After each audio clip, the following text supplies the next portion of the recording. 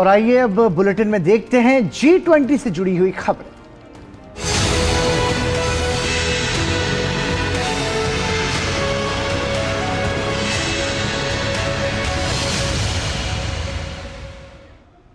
भारत की G20 अध्यक्षता के तहत कई विषयों पर चर्चा हो रही है। G20 देशों के बीच तमाम क्षेत्रों और मुद्दों पर चुनौतियों से निपटने के लिए आपसी सहयोग और एकजुटता बढ़ाने पर खास जोर दिया गया है। आपको दिखाते हैं ये विशेष रिपोर्ट।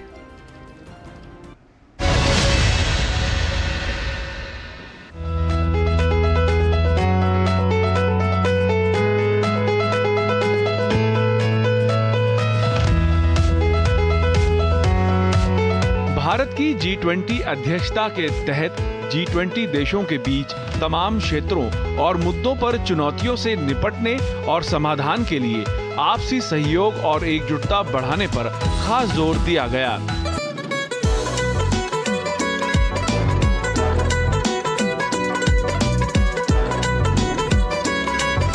भारत की अध्यक्षता में G20 के पहले अंतर्राष्ट्रीय वित्तीय संरचना कार्य समूह की बैठक 30 से 31 जनवरी 2023 को चंडीगढ़ में आयोजित की गई।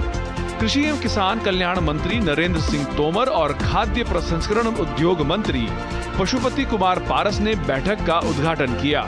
2 दिवसीय बैठक के दौरान अंतर्राष्ट्रीय वित्तीय संरचना की स्थिरता और सामंजस्य बढ़ाने के तरीकों और 21वीं सदी के वैश्विक चुनौतियों से निपटने के लिए उपयुक्त कैसे बनाया जाए, इससे जुड़े सभी आयामों पर चर्चा की गई।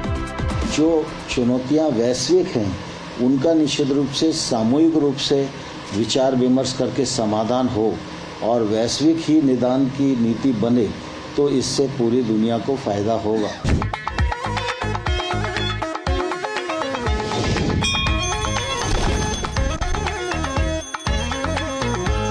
G20 के शिक्षा से संबंध कार्य समूह की पहली बैठक 31 जनवरी से 2 फरवरी के बीच चेन्नई में आयोजित की गई। बैठक में पिछले शिखर सम्मेलन में पारित प्रस्तावों को आगे ले जाने पर विचार विमर्श किया गया।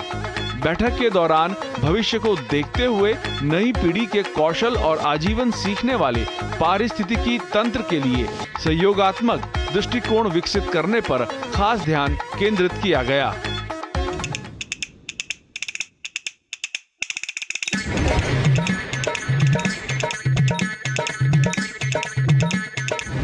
G20 की रोजगार कार्य समूह की पहली बैठक 2 से 4 फरवरी के बीच जोधपुर में आयोजित की गई।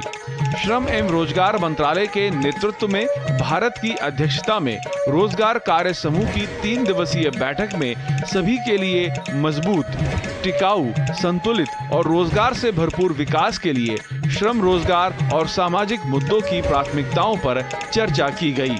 बैठक में सदस्य देशों ने 3 प्राथमिकता वाले क्षेत्रों के उद्देश्य की दिशा में रचनात्मक रूप से काम करने में रुचि और प्रतिबद्धता दिखाई, जिसमें